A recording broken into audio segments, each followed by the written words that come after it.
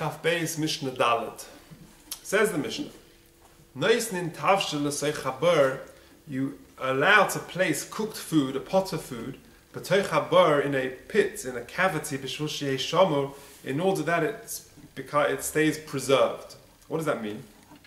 You've got some food, and you want to make sure that it doesn't get soiled by the heat of the sun. So in your back garden or somewhere, you've got a small cavity, a small burr, a pit in the garden, and you have a good idea that you want to take the pot of food and place it and keep it there so that it doesn't get soiled from the heat of the sun. And that's mutter.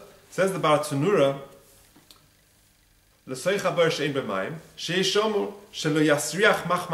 it doesn't become soiled because of the heat of the sun. What's the chiddush? This comes to teach us that you might have thought that you would be worried that you shouldn't place it in some sort of cavity in the ground, because maybe you would come to straighten out, to smooth out the ridges of the pit, so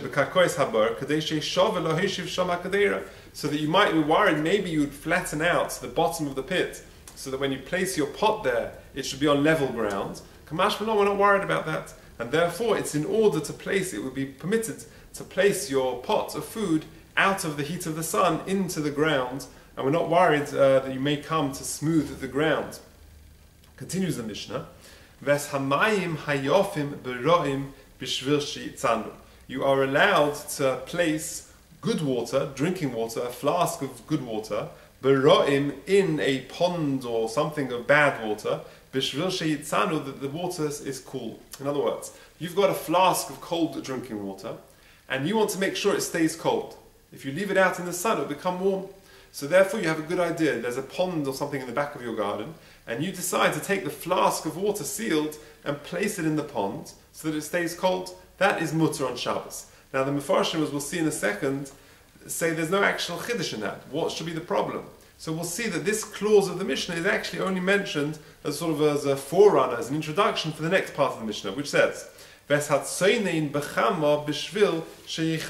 allowed to place cold water in the sun that it should become warm. So for example, you've got a flask of cold water, you want to heat it up, so you're allowed to place it in the sun so the sun can beat down on it that it warms up. What's the chiddush of that? So let's take a look at the Bar Tanura. Ves hamayim hayofim. The first part of the Mishnah said that you could take cold water, good water, and you could place it beroim. Says Bar Tanura, b'toich mikveh mayim, in a pool of water, which is bad, non-drinking water, she'ein l'nuri n'shtia, u'milzat d'pshitahi. That in and of itself is no chiddush. U'mishum sefer nokat lo. This clause of the Mishnah was only mentioned because of the sefer, this snan, where we learned, ves hatzoinin b'chama, you can take cold water, b'chama, and place it in the sun, b'shvil she'echama, that it heats up. Now what's the chiddush? Ma'u d'tema, I might have thought, nigzor, we should make a decree against it, dilma osa la'atzmuni beremet, you might come to heat it in warm ashes, and cover it in warm ashes, which is of course a problem of hatmana. Kamash Malan, we're not worried. And therefore, the Mishnah therefore tells us that you're allowed to take a cold flask or a cold pot of food and leave it in the sun in order that it warms up, and we're not worried that you might come to add hot ashes or surround it or cover it in hot ashes, which is a problem of course of hatmana, which we've discussed previously.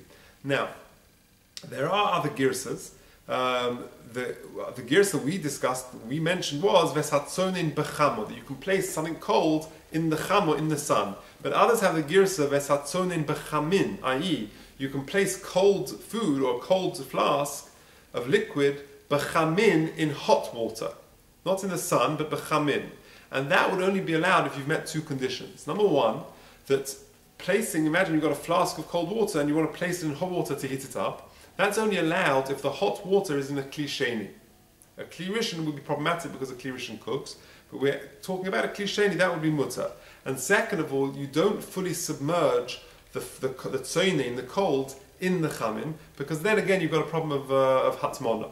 So a good illustration of this would be warming a baby's bottle on Shabbos. Imagine you make a bottle for the baby, you go to the fridge and you take some cold milk, and you fill up the bottle, and you want to warm it up a bit because it's too cold to drink direct from the fridge.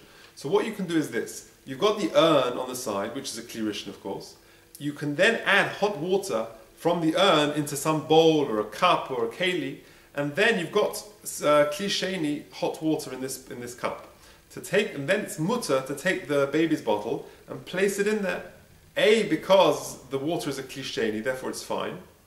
And B, it's not fully submerged. The bottle will not be fully submerged in this bowl, and therefore it's not a problem of hatmana. So that in fact would be mutter lechatchila to do on Shabbos. And that's really what this Mishnah, according to that girsa, is telling us.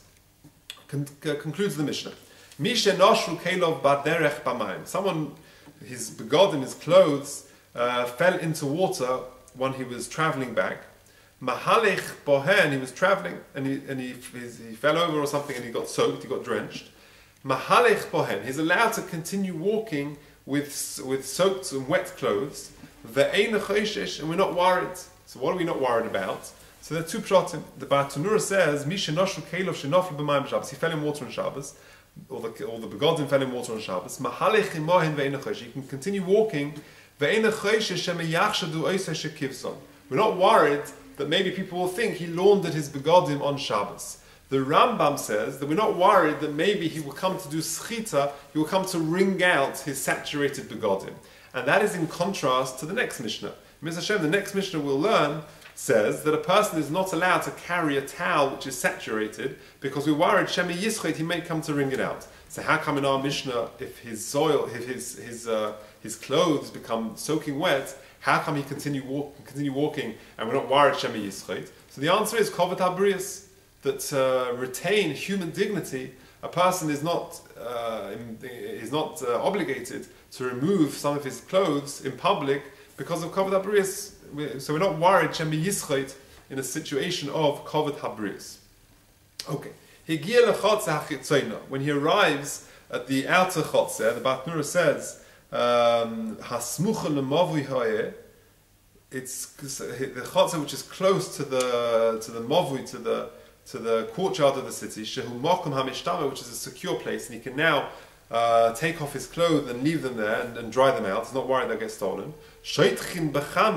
He can take off his clothes and spread them out in the sun. But he shouldn't do that in front of other people because it's a shaila of marasayin. Says the Bartanura, and again, people will see if he takes off his jacket and leaves it stretched down in the sun, people will be choshesh, they will suspect him of doing laundry on Shabbos. Now the Bartanura continues and tells us that this conclusion of the Mishnah is not lahalacha.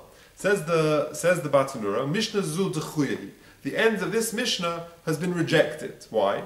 Shehalacha biyadenu. There is an established halacha that we have. Whenever Chazal asad something because of maras ayin, people, the onlooker, might misunderstand what you're doing. It's asa even in private. Therefore, the Mishnah, the halacha would be that you're not allowed to spread them out, even if no one is there, because there is a problem of marasayin. People might assume that you're doing laundry, and when Chazal asad marasayin, it's also even bechadri chadorim, and therefore to take off your jacket and lay it out in the sun is a problem, even if no one is there, no one can see. And therefore, la halacha, an application of the end of our Mishnah would be that if you're walking on Shabbos and you get caught in a terrible downpour, you're allowed to continue walking. You can still wear your raincoat and your jacket, which may be soaked through. And we're not worried either people might suspect you of laundry, or we're also not worried, according to the Rambam, Shemi Yischet. When you get home, then you've got to be careful not to take the coat and the jacket and sort of spread them out in the laundry room to dry, because then there would be a problem of marasayin. Rather, you would just take them and you would just hang them up in a place where people would not be suspicious of marasayin. If I'm not mistaken, there are some poskim who differentiate between clothes which are normally dry cleaned and not dry cleaned, because something, a jacket or maybe a suit which is normally dry cleaned, people wouldn't necessarily be choshesh, but that's beyond the remit of the shir, but it's an application of this Mishnah. That is the end of Mishnah Dalet.